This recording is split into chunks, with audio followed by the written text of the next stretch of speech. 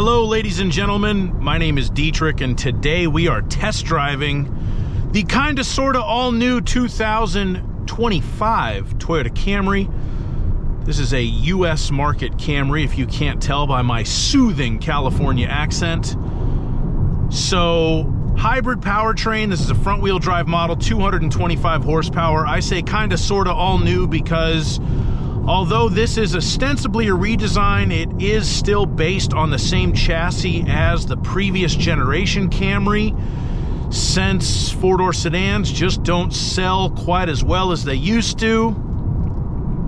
Toyota decided not to do a full ground-up redesign, so this car still uses the same floor pan as the 2024 XV70 model, and it kind of feels like it. It's really not as big of a leap forward in driving dynamics as certain other Toyota products have been.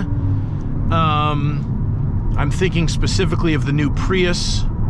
I had kind of higher hopes for this car. I thought that it might really be something special when it came out, but it pretty much drives very similarly to the old Camry, which is not necessarily a bad thing. The XV70 Camry was a massive improvement over the Camrys of yore as far as driving dynamics are concerned. So the chassis composure, the handling, all of that is still very good on this car, but it's really not much of a step forward from last year's model. I suppose Toyota kind of knew their market on this and knew that the average person buying a Camry wasn't really concerned with polar moments of inertia and turn-in and etc., etc. They just want a car that's comfortable, practical, efficient, and the new Camry is going to be all of those things.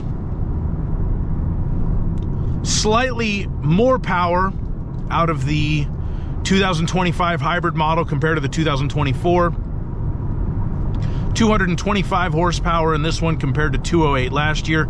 Nobody really seems to know the total amount of torque that comes out of this powertrain. Toyota's cagey about it, and honestly, it doesn't really matter. The car does fine acceleration-wise. Doesn't leave a whole lot to be desired as far as Camrys are concerned.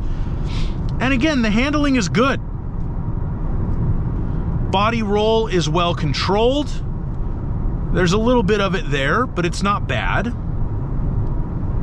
The ride is composed. And, you know, you don't get dive under braking, you don't get heavy squat under acceleration. Old Camrys, it was like, okay, if you want to learn what all of these terms mean, go drive a 1997 Camry, and you're going to get all of it. Body roll, dive, squat, anything that a car's chassis could do incorrectly, an old Camry could and would do incorrectly all the time. New Camrys are not like that, you know. And the fact that this drives very similarly to the old one is not necessarily a bad thing. It's just a little bit of a disappointment to me because I was expecting a little bit more, but I guess I didn't realize what Toyota's plan was. There's so many cars in the world, I don't have time to keep an eye on all of them. But when I read that this has got the same, the floor pan is the same, the doors are the same, I think the roof is the same. You know, they changed the interior stuff, the screen is new, the wireless Apple CarPlay is new, the digital gauge cluster is new, the looks are updated, it's got the new hammerhead front grille. I do think it looks nicer and more modern on the outside than the old Camry did, so that's an improvement. And, you know, other than that, hey, it's a Camry.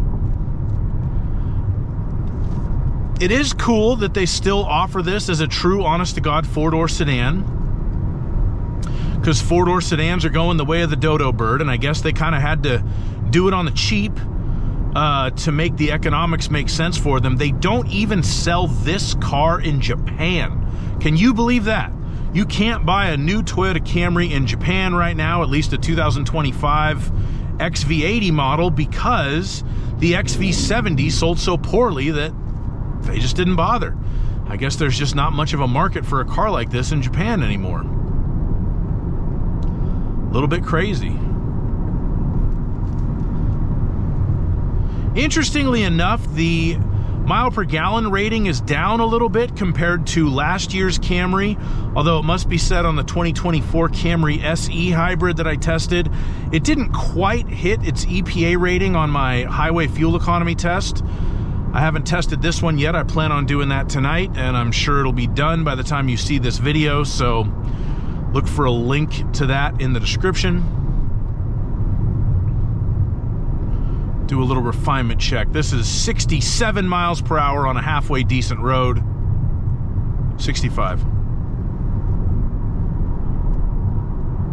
Yeah, a little bit of wind noise, a little bit of tire noise, but again, nothing obtrusive. The seat's pretty comfortable. The steering's relatively accurate.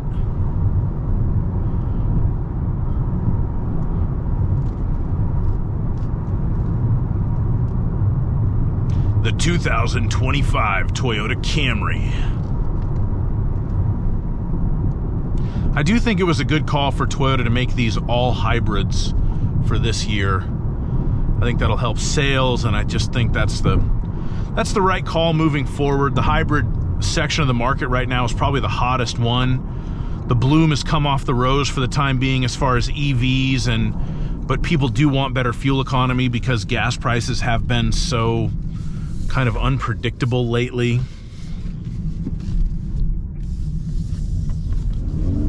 Full send.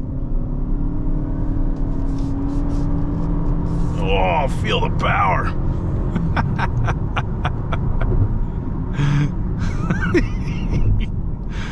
I mean, it's not that fast, but it's quick enough, you know. It's quick enough to catch up to the next pickup truck that's going to hold you up in traffic. Why is this guy going 34 miles an hour? I guess when you have a chicken coop on the back of your truck, it kind of adds some aerodynamic drag. Oh, we're up to a scorching 41. You know, I don't mind driving a Camry. It's kind of funny for me to say that because I'm a car nerd.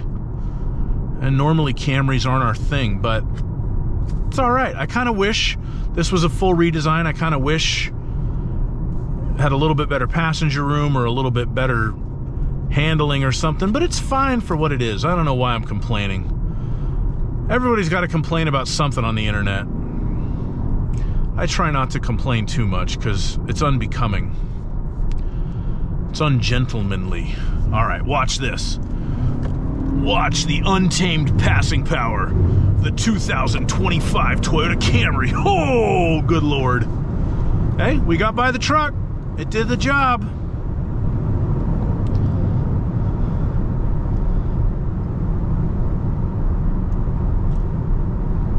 See, at a little higher speeds, you do get a little bit more body roll, but nobody's ever going to take this to a racetrack. I shouldn't say that. Somebody is going to take one of these to a racetrack. That would be a funny spec racing series like the Porsche 911 GT3 Cup in Germany, where everyone has an identical 911 GT3. If you've never watched those races, they're fascinating. Since all the cars are identical, it just looks like a snake of Porsches going through the curves. A Camry, make everybody get the exact same showroom Camry. The Camry XLE Hybrid Cup. That's how you're going to find out who the best driver is right there. Who can muscle one of those things around a race course the fastest. That would be hilarious. Seem to be a lot of dead animals on this road. I don't really like that. I guess it is summer. What they call roadkill season back in Alabama. I don't know if that's true. I've only been to Alabama like once. I feel like I like the 2024 better, only because, I don't know. It looked a little jankier, like you could tell the screen and the steering wheel and the gauges and stuff, it was an older design. And it drove pretty much the same, but it drove well, and this one still drives well, but that one gave me hope that the new one was gonna be better, and this one's clearly newer and it's not better, so it's just like, oh. This is kind of wasted potential. But, you know, business is what it is. Maybe if people buy enough of these things, you know, in 5-6 years time, Toyota will bother to do a full chassis redesign and actually make it better. But for now, at least I don't have to review any more Camrys for the next 5 years. I can move on to other models. And that's pretty much what I have to say about this car. I'll put a link to my full review and my fuel economy test in the description. If you have any questions or comments, put them in the comments section. As always, like my video, subscribe to my channel, and have a fantastic day. Bye-bye.